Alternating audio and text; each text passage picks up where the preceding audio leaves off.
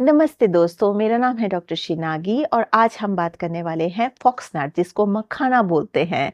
तो ये मखाना आजकल फॉक्सनट जब कोई बात करता है तो ऐसा लगता है कि पता नहीं कहाँ से आ गया है फॉक्सनट और कुछ बहुत नई चीज़ है जो हमें नहीं पता।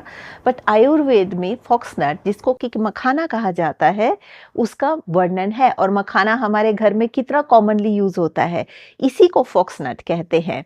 तो अब इस फॉक्सनट के बेनिफिट्स क्या हैं? क्योंकि पहले तो सब बस मखाना मखाना कहते थे। अनफॉर्चुनेटली नॉलेज जिस तरह से ट्रैवल करना चाहिए जनरेशन टू जनरेशन वैसे ट्रैवल नहीं कर पाया, इसलिए लोगों को फॉक्सनट ज़्यादा फैंसी लगता है, बट वो हमारा मखाना ही है। तो अब इस मखाना के प्रॉपर्टीज़ या फॉक्सनट की जो प्रॉपर्टीज़ हैं, अगर उनको हम जानेंगे तो हम फॉक्सनट का सेवन ज़्यादा से ज़्यादा कर पाएंगे। तो आइए जानते हैं क्या प्रॉपर्टीज हैं फॉक्सनट की। फॉक्सनट को आयुर्वेद में मखाना कहा गया है। इसका जो वर्णन है वो तृण धान्य द्रव्यों के अंदर किया गया है। तो अब इस फॉक्सनट्स के फायदे क्या हैं, आइए जानते हैं। फॉक्सनट जो होता है, ये मखाना, ये बहुत ही शक्ति देने वाला है, आपका वेट बढ़ाने वाला है। अगर आप वेट से जूझ रहे हैं, आपको वेट नहीं बढ़ रहा, तो आप मखाने का इस्तेमाल कर सकते हैं। इसके अलावा इसको बहुत ज़्यादा रसायन कहा गया है। इसका मतलब है ये रेजुविनेशन करता है, जो कि आपकी हेल्थ के लिए बहुत अच्छा है। इम्यूनिटी को बढ़ाता है क्योंकि ये आपके ओज को बढ़ाता है। जैसे आयुर्वेद में 7 धातुएं कही गई हैं, रस रक्त मांस मेद अस्थि मज्जा शुक्र। तो इन सातों धातुओं का जो ये मखाना है ये पोषण करने वाला है। ये शुक्र धातु यानी कि वुमन में ओवम और मेन में स्पर्म, इसको बढ़ाने वाला है, इसलिए इनफर्टिलिटी इश्यूज में भी बेनिफिशियल है। इसके अलावा ये बोन्स और जॉइंट्स को स्ट्रेंथन करने वाला है।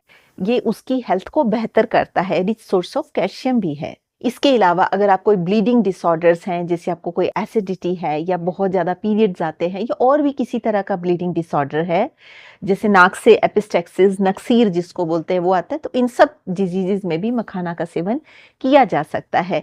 क्योंकि मखाना जो होता है वो कूलिंग इम्पोटेंसी होता है। उसका जो पोस्ट डाइजेस्टिव इफेक्ट है वो शरीर को ठंडक देने वाला है, इसलिए भारी है, कफ को बढ़ाने वाला है। अगर आपको म्यूकस है, asthma like chest related problems हैं, ब्रोंकाइटिस हैं, बहुत ज़्यादा कफ की शिकायत है, तो मखाना का इस्तेमाल नहीं करना है, क्योंकि ये कफ को बढ़ाएगा तो इन सिम्टम्स को बढ़ाएगा।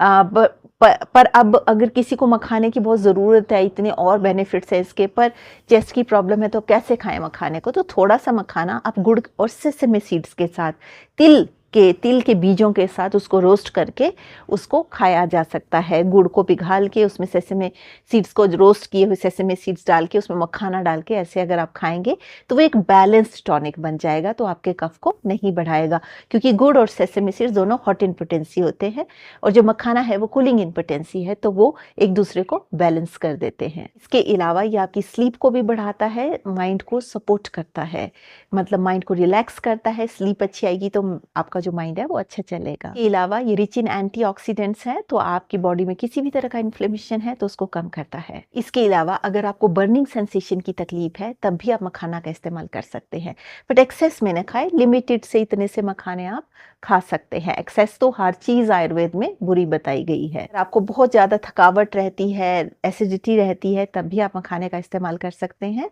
क्योंकि मखाने को बल्ले बताया गया है, मतलब स्ट्रेंथ बढ़ाने वाला है। और इसको चिल्ड्रन, बच्चे, एल्डरली कोई भी खा सकते हैं। और ये क्रंच का टेस्ट भी देता है, ऐसे कर कर कर कर करता, तो ये भी एक तरह का सेटिस्फैक्शन है। जिनकी लो इम्यूनिटी है वो भी खा सकते हैं, जिनको एंग्जाइटी इश्यूज हैं वो भी खा सकते हैं, क्योंकि कफ बढ़ाने वाला है तो आपकी स्लीप को इम्प्रूव करेगा। तो देखिए, छोटा सा मखाना है जिसको हम फॉक्सनट बोलते हैं और इसके कितने फायदे हैं, तो हम इसको अपने जीवन में अपना सकते हैं। तो आज के वीडियो में बस इतना ही। अगर आप मुझे पहली बार सुन रहे हैं तो आप बेल आइकन दबा सकते हैं, सब्सक्राइब का बटन दबा सकते हैं, ताकि जब भी मैं कोई वीडियो पोस्ट करूं तो आप तक इन्फॉर्मेशन पहुंचे। इसके अलावा अगर आपका कोई क्वेश्चन है तो आप कमेंट सेक्शन में लिख सकते हैं। I will try to answer questions in the best possible way. अगर आप मुझसे कंसल्टेशन लेना चाहते हैं तो आप इस ईमेल आईडी पे लिख सकते हैं। I will try to schedule the consultation for you. So with this note I would like to say stay healthy, stay blessed, take care.